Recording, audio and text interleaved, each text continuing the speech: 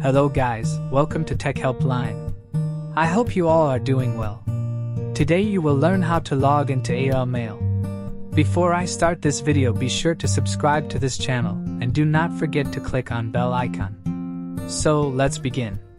First of all, go to your browser and in the search bar type AOL.com and press enter.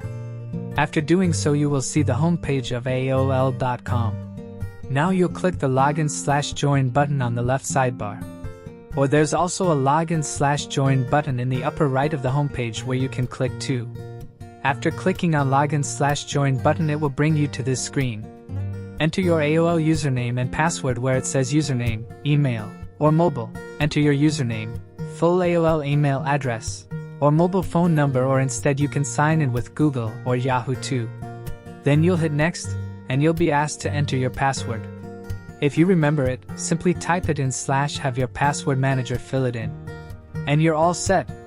Thank you guys for watching this video, and make sure to subscribe this channel and don't forget to hit the bell icon.